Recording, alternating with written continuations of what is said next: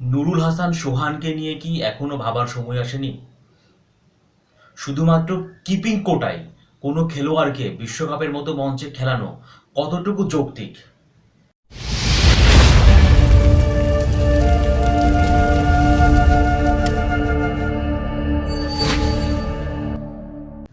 2017 সালের পরে নুরুল হাসান সোহান আবার ন্যাশনাল টিমে কামব্যাক করেছেন জিম্বাবুয়ে সফর দিয়ে।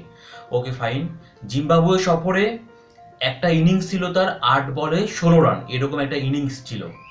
এরপরে সোহান যে কয়েকটা ইনিংস খেলেছে, জিম্বাবুয়ে বলেন, দেশের মাটিতে অস্ট্রেলিয়া সিরিজ বলেন, নিউজিল্যান্ড সিরিজ বলেন, এবং এখন বিশ্বকাপের প্রাথমিক পর্বের ম্যাচ সহ মূল পর্বের যে দুইটা ম্যাচ খেললো, সোহানের এখানে ব্যাট হাতে অবদান কি?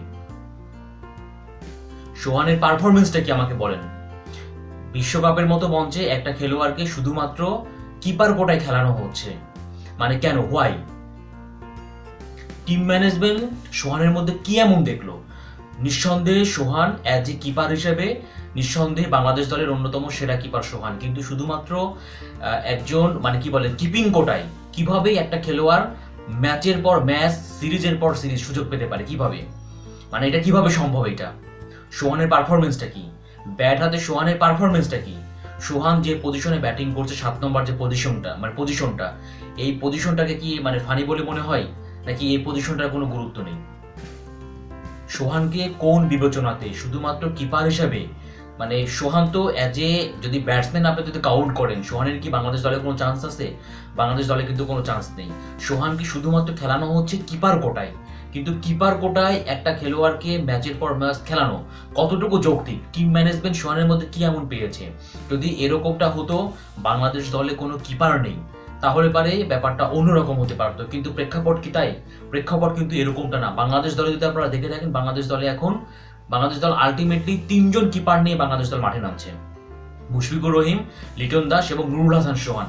এখানে নুরুল হাসান সোহানের ব্যাটিং এর পারফরমেন্সটা একদম মলিন। আজকে দেখেন ইংল্যান্ডের বিপক্ষে ম্যাচটাতে, আজকে দেখেন 18 বলে 16 রান করেছে। সবচেয়ে অড যে ব্যাপারটা ছিল সেটা হচ্ছে সোহান ব্যাটে ঠিকমতো বলে লাগাতে পারছিল না, বাট আলটিমেটলি আমরা দেখলাম যে নাসুম কিন্তু আজকে বেশ কিছু শটস খেলেছেন এবং আদিল রশিদকে 1 ওভারে 2টা ছক্কা 1টা 4, টোটাল 17 রান নিয়েছেন।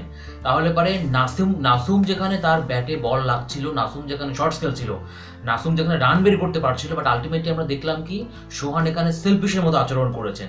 সোহান তাহলে অবশ্যই তার উচিত ছিল নাসুমকে স্ট্রাইক দেওয়ার, তিনি নাসুমকে তো স্ট্রাইক দেননি, নিজে খেলার চেষ্টা করেছেন এবং আলটিমেটলি 18 বলে 16 রান করেছেন। সো এটা তো ফুল সেলফিশ হয়ে গেল।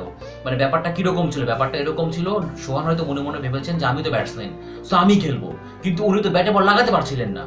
যেখানে নাসুম যেখানে সফল, নাসুম যেখানে শর্টস খেলতে পারছিলেন, তার যেখানে ব্যাটে বল আসছিল, তাহলে পারে স্ট্রাইকে তো অবশ্যই নাসুমকে দেওয়া উচিত ছিল সোহানের, কিন্তু সোহান কিন্তু সে কাজটা করেন নাই। এবং আলটিমেটলি এই ম্যাচটা না, আমি বলবো যে প্রত্যেকটা ম্যাচ আপনি সোহানের পারফরমেন্স দেখে থাকেন, জিম্বাবুয়ে সফরের একটাতে 8 বলে 16 রান ছাড়া সেখানে 4 নম্বর পজিশনে এসে ব্যাটিংয়ে নেমেছিল। এরপরে তার পারফরমেন্স আপনি দেখে থাকেন, বিশ্বকাপের যদি আপনারা প্রস্তুতি ম্যাচ দেখে থাকেন, সেখানে দেখবেন যে পাপুয়া নিউগিনির সঙ্গে কিন্তু তিনি 0 রান করেছেন, তার কিন্তু কোনো পারফরমেন্সই নেই। নিউজিল্যান্ডের সঙ্গে তার একটা ম্যাচে সম্ভবত 22 বলে 21 রানের একটা ইনিংস আছে, এছাড়া কিন্তু সোহানের কোনো পারফরমেন্স নেই। বাট আমার কথা হচ্ছে যে যে যাকে মানে বাংলাদেশ দল কি এতটাই, বাংলাদেশ দল এখন কিপার সংকট দেখা দিয়েছে যে এখন আপনার শুধুমাত্র কিপার কোটা একজনকে খেলানো হবে? তাহলে পারে মুশফিকুর রহিম, তাহলে পারে লিটন দাস, মানে এদের এদের কি মানে কিপিং অ্যাবিলিটি নেই? আমরা কি এদের কি কিপিং আমরা দেখি নাই? যদি এরকমটা হয়ে থাকে, সাপোজ আমি ধরে নিলাম যে লিটন দাস বেস্ট ইলেভেনে চান্স পায়নি, মুশফিকুর রহিমের তো বেস্ট ইলেভেনে চান্স পাওয়া নিয়ে কোনো মানে অনিশ্চয়তা নেই, কোনো সংশয় নেই, কোনো শঙ্কা নেই, তাই না? তাহলে পারে মানছি মুশফিক না হয় অভিমান থেকে বলেছেন T20 ফরম্যাটে উনি কিপিং করবেন না, কিন্তু আমার কথা হচ্ছে যে আগে দেশ, আগে নাকি হচ্ছে ব্যক্তিগত স্বার্থ, ব্যক্তিগত অভিমান? যদি প্রয়োজন পড়ে মুশফিককে কিপিং করতে হবে, এবং আমার কাছে মনে হয় অবশ্যই তখন মুশফিক কিপিং করবেন। কিন্তু আলটিমেটলি একজন খেলোয়াড়কে বিশ্বকাপের মতো মঞ্চ, এটা কিন্তু কোনো পরীক্ষা নিরীক্ষা করার কিন্তু কোনো জায়গা না, এটা কিন্তু কোনো বাইরেটারের কোনো সিরিজ না যে আপনি দ্বিপক্ষীয় সিরিজ খেলছেন বা আপনি ডোমেস্টিক ক্রিকেট খেলছেন, এখানে আপনি একজন কিপারকে তৈরি করছেন, আপনি এরকমটা কিন্তু কোনো সুযোগ নেই। এটা কিন্তু আলটিমেটলি বিশ্বকাপের একটা মঞ্চ এবং এখানে আপনাকে পারফরমেন্স করতে হবে। সোহান যে পজিশনে ব্যাটিংয়ে নামেন 7 নম্বর যে পজিশনটা, আমার কাছে মনে হয় যে মোস্ট গুরুত্বপূর্ণ একটা পজিশন। আপনি আসিফের ইনিংসটা দেখেছেন, 12 বলে 27 রান করেছেন এই 7 নম্বর পজিশনে নেমে, উনি 3টা ছক্কা মেরেছেন উনি। পাকিস্তান তো এমনি এমনি নিউজিল্যান্ডের সঙ্গে ম্যাচটা জয় পায়নি। আমাদের হচ্ছেটা কি? আমাদের হচ্ছে কি? আমাদের ব্যাটসম্যানরা কি করছেন? এবং যেটা আমি আবারও বলি, বাংলাদেশ দলে বিশ্বকাপের মঞ্চে বাংলাদেশের স্বপ্নটা ছিল সেমিফাইনাল খেলা। আলটিমেটলি শ্রীলঙ্কার পর আজকে ইংল্যান্ডের কাছে 8 উইকেটের বড় ব্যবধান হেরে বাংলাদেশের সেমিফাইনাল খেলার স্বপ্ন অলরেডি ধূসর হয়ে গেছে।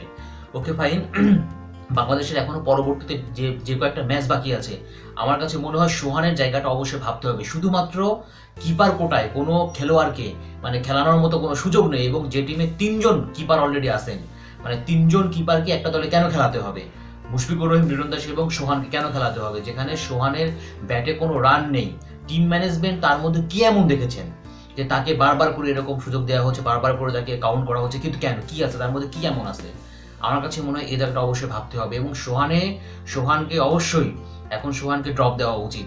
আমাদের 3জন কিপার লাগবে না, আমাদের ব্যাটে রান দরকার। আমাদের মুশফিক অ্যাজ এ কিপার হিসেবে মুশফিককে খারাপ বলার সুযোগ নেই, লিটন দাসকেও কিপার হিসেবে খারাপ বলার সুযোগ নেই, কিন্তু শুধুমাত্র কিপার কোটাতে সোহানকে খেলানোর কোনো যৌক্তিকতা আমি খুঁজে পাচ্ছি না, কোনো যৌক্তিকতা আমি দেখি না। এইরকম স্লো ইনিংস যার ব্যাটে কোনো পারফরমেন্সই নেই, তার ব্যাপারে অবশ্যই ভাবতে হবে। এবং সোহানকে শুধুমাত্র কিপার হিসেবে কখনোই তাকে বেস্ট 11-এ খেলানো কোনোভাবেই ঠিক হবে না, ঠিক হচ্ছে না বলে আমার কাছে মনে হয়।